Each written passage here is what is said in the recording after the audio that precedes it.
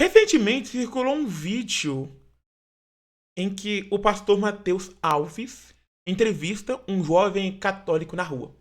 Embora o diálogo tenha sido muito respeitoso de ambas as partes, o pastor lançou mão de várias objeções protestantes. Disse que os santos não intercedem, que São Paulo desmentiu a autoridade de Pedro e que só devemos crer no que está na Bíblia. Hoje nós vamos analisar cada uma dessas afirmações e mostrar por que a teologia protestante simplesmente não se sustenta diante da verdade histórica e bíblica da Igreja Católica. Tá bom? Logo depois da vinheta aí.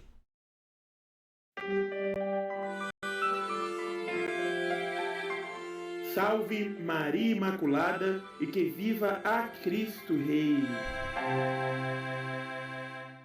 Salve Maria Imaculada e que viva Cristo Rei! Sejam muito bem-vindos, meus irmãos e minhas irmãs, ao nosso canal Rede Católico. Eu me chamo José Ronaldo, para quem não me conhece. E se você caiu aqui de paraquedas e gosta desse tipo de conteúdo, da gente dando a resposta, não ao pastor, mas a fala dele, peço que você se inscreva no canal, porque aqui nós temos diversas catequeses. Maratone nossos vídeos. E peço que você também deixe seu like, comente no decorrer desse vídeo. E se você sente no coração de ajudar esse canal, que é um canal independente feito por leigo, nossa chave Pix está na descrição desse vídeo. Passe aí e nos ajude, tá bom? Temos um grupo também de WhatsApp de graça, tá bom? Esse grupo de WhatsApp, se você quiser entrar para receber os nossos vídeos e nossas catequeses lá, fiquem à vontade. Então, sem mais delongas, vamos assistir o vídeo. Eu tava assistindo ele aqui, eu vou voltar ele aqui. Qual a sua religião? Ah, mano, eu sou católico, mas já tem um tempo que eu não vou na igreja. Mas quando a minha namorada chama pra igreja com a evangélica, eu também vou. Você vai na igreja católica e na evangélica? Sim. Qual que você Um prefere? minutinho, pessoal. Eu prefiro mais na católica. Deixa eu Travado. perguntar. Quem é Jesus pra você? Ah, pronto. Jesus pra mim, a verdade é a vida, é tudo pra mim.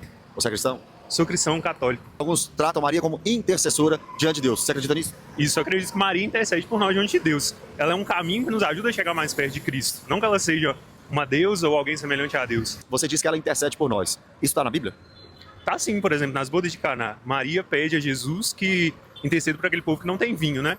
Ela vê a necessidade das pessoas, assim como ela vê a nossa necessidade, e pede a Deus, pede a Cristo para que nos ajude. Você percebe que na boda de Caná, João 2, o primeiro milagre de Jesus, Maria diz, fazei tudo quanto ele vos disser. Nessa passagem nós vemos a total autoridade em Cristo Jesus e não em Maria, correto? Correto. Jesus é aquele que opera o milagre. Maria é intercessora, ou seja, aquela que olha para as nossas necessidades e coloca elas diante de Cristo. Na Bíblia nós temos exemplos de pessoas vivas intercedendo umas pelos outros. Mas depois que uma pessoa morreu, eu até acredito na consciência após a morte. Dito que Maria está com Cristo agora, Paulo está com Cristo agora. Mas nós não temos um exemplo bíblico de pessoas intercedendo depois que morrem.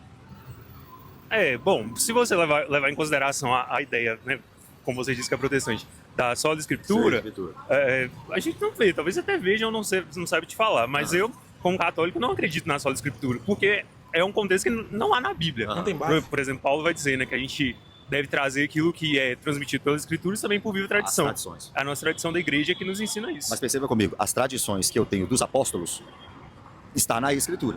Eu tenho certeza que os apóstolos disseram o que está escrito. Eu não tenho certeza o que não está escrito. Por exemplo, toda a escritura é inspirada por Deus. Paulo diz que a nossa fé é baseada na doutrina dos apóstolos e dos profetas. Pedro disse que Deus inspirou santos homens para escreverem o texto bíblico. Então isso eu tenho certeza que veio da parte de Deus. Essas tradições que Paulo disse podem sim estar corroboradas com o texto bíblico. Para nós católicos, a nossa tradição é inspirada pelo Espírito Santo. Você crê naquela questão do ex-cátedra? Da palavra infalível do Papa? Sim, acredito nos dogmas. Quando Jesus diz a Pedro, né, aquilo que ligares no céu será ligado na terra, aquilo que desligares na terra será desligado no céu. Ele disse isso para Pedro, mas em outro texto ele diz isso para todos os apóstolos, né? Não só para Pedro. Quem ouviu essa palavra em um texto bíblico foi Pedro, mas em outro texto todos os outros apóstolos ouviram isso. Sim, pois é. Tanto é que nós temos na nossa igreja católica o Papa, que é o sucessor de Pedro, e os bispos são os sucessores dos apóstolos. Concordo plenamente que, por exemplo, Paulo, quando deixa Timóteo em Éfeso, Tito em Creta, ele pede para levantar presbíteros. Tito seria o responsável por continuar aquilo que Paulo fazia em Creta. Mas você entende que Pedro está acima de todos isso? Sim, Pedro é colocado como chefe dos apóstolos, né? Tanto é que ele é... Mas ele foi repreendido por Paulo na cara. Em Atos 15, quem comandava o concílio de Jerusalém não era Pedro, era Tiago. Então a gente não vê assim tanta proeminência. Sem dúvida alguma, Pedro é o líder dos apóstolos na Bíblia. Inegável. Mas a gente não vê essa sequência como ordenança. Pela Bíblia. Bom, a Bíblia vai terminar, Atos dos Apóstolos não vai chegar a narrar. Bom, os primeiros sucessores de Pedro estão lá na Bíblia, não preciso. Vai lá. Aqui, obrigado, viu? Obrigado pela conversa. Obrigado. Deus abençoe a sua Valeu. vida. Quem é Jesus pra Então, gente, deixa eu só tirar isso aqui da tela. Só um minuto. Nós vemos aqui, né, que ele trouxe várias objeções. Então nós vamos responder essas objeções que ele trouxe aqui. Ponto a ponto. Tá? Nós iremos responder ponto a ponto dessas objeções que aqui o protestante traz. Tá bom? Vamos começar aqui então, né? O primeiro ponto do pastor foi afirmar que não existe exemplo na Bíblia de pessoas intercedendo depois que morrem. Mas o erro dele já começa na primícia. Os santos no céu não estão mortos. Vamos pegar aqui o texto. Eu vou abrir aqui o aplicativo do meu amigo diácono João Vitor Mariano. Deixa eu pegar aqui só um minutinho. Vou abrir ele aqui. Vamos pegar aqui o texto. Pera aí. Deixa eu diminuir isso. Vamos abrir aqui o aplicativo.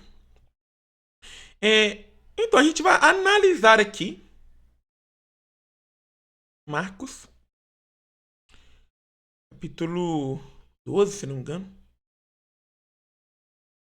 Isso, capítulo 12, versículo 27. Vamos ver aqui que o que é que fala no versículo 27. Olha bem. Ele não é Deus de mortos, mas de vivos. Logo, vós estáis num grande erro. Gente, vamos então voltar aqui à nossa ideia. Deus ele não é Deus de mortos. Ele é Deus de vivos. Olha, quem está em Cristo tem a vida eterna. Mas, para além disso, será que a Bíblia não mostra seres no céu apresentando orações a Deus? A gente já cansou de refutar aqui, mas vamos abrir o nosso livro aqui de novo, né? Vamos abrir lá no capítulo 5. Se você quer abrir, pegue Apocalipse, capítulo 5, versículo 8, para vocês poderem ver. Você que está com a Bíblia, pode pegar. Deixa eu abrir aqui de novo. Abrir. Peguei aqui. Vamos lá em Apocalipse. Apocalipse, capítulo 5, versículo 8. Tá aqui, ó. Apocalipse 5, 8. Olha o que vai falar aqui, ó. Deixa eu marcar para vocês aqui, ó. E, tendo aberto o livro, os 4 animais, os 24 anciões, prostaram-se diante do Cordeiro, tendo cada um uma cintara e taças de ouro cheias de perfume, que são orações dos santos. Então nós vemos aí que as nossas orações, elas sobem até Deus aí. Então aí não tem pra onde o protestante correr. Aí, a Bíblia diz expressamente que os 24 anciãos no céu seguravam taças de ouro cheias de incenso, que são as orações dos santos. Aí, se os anciãos no céu estão segurando as orações dos fiéis e apresentando diante do Cordeiro, o que é isso? Como eu vou dizer, o que é isso, senão a mais pura intercessão celeste? O protestantismo tenta desligar o céu da terra, mas a Bíblia mostra que a igreja é uma só militante na terra e triunfante no céu. Não tem para onde o protestante correr. Não tem. O segundo argumento do pastor foi citar o capítulo 2 de Gálatas, onde São Paulo repreende São Pedro e o Concílio de Jerusalém, em Atos 15, tentando provar que Pedro não tinha primado. Presta muita atenção para não cair nessa armadilha. Quando São Paulo repreendeu São Pedro em Antioquia, ele não estava corrigindo uma falsa doutrina ensinada por Pedro. Ele estava corrigindo uma atitude moral, um comportamento de dissimulação humana ao se afastar dos gentios para agradar os judeus. Corrigindo o comportamento moral de um papa não anula. Você corrigir isso não anula o seu cargo nem a sua autoridade doutrinária. O papa é infalível ao definir dogmas de fé e moral, mas não é impecável em suas atitudes pessoais. Vocês estão entendendo? E sobre o concílio de Jerusalém, em Atos 15, quem foi que se levantou para encerrar a discussão teológica e definir a fé?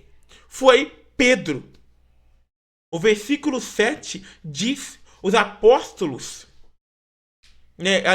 diz, após grandes discussões, Pedro se levantou e falou. Lá no versículo 12, diz que toda a assembleia se calou. Olha bem, Tiago, como bispo local de Jerusalém, apenas propôs as aplicações práticas para aquela região. Mas a palavra doutrinária final partiu da pedra sobre a qual Cristo edificou sua igreja, que foi em Pedro. Por fim, o pastor recorreu ao dogma protestante da sola escritura, como a gente sempre vê, né? Dizendo que só confia naquilo que está escrito.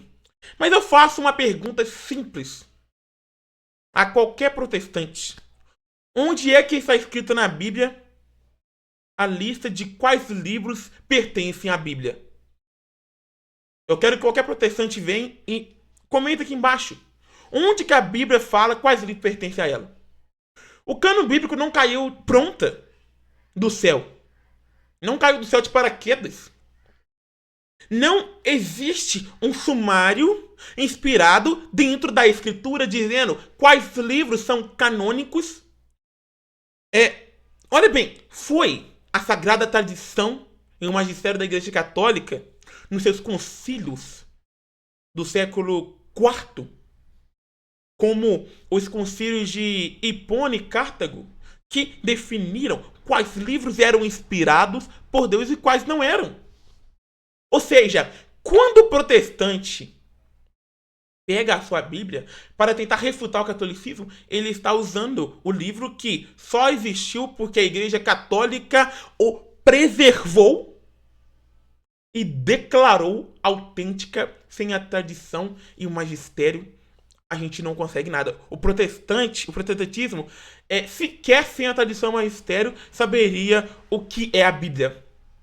Sequer ele conheceria. Ele está tentando usar uma coisa que a Igreja Católica tem desde o início para tentar refutar a Igreja. Sendo que foi a própria Igreja que entregou aquilo na mão do protestante. Lutero era católico. Lutero era um monge católico, não se esqueçam disso. Nós louvamos a Deus pela urbanidade e pela educação demonstrada no vídeo original. No entanto, a cordialidade não pode estar acima da verdade. A Igreja Católica não é uma denominação inventada. Não é. Há alguns séculos por homens. Não é essa denominação inventada há alguns séculos por homens. E a unidade e a única igreja fundada por Cristo é a Igreja Católica. Foi fundada por Cristo sobre os apóstolos. Olha, meus irmãos, não deixe nunca, jamais, um protestante vir com versículo isolado para tentar te levar você para o lado dele. Procura estudar. Procura ver além daquele versículo. Se esse vídeo te ajudou a entender como defender a sua fé com firmeza e sabedoria, inscreva-se aqui nesse canal, deixe o seu like, tá bom? Aqui e compartilhe este conteúdo nos seus grupos de WhatsApp aí. E se você quer nos ajudar, o link da nossa chave Pix tá na descrição desse vídeo. O nosso grupo de WhatsApp também, ele é de graça, o nosso grupo de WhatsApp tá na descrição do vídeo. Pode entrar, faça parte da nossa família. Fique com Deus, até o próximo vídeo.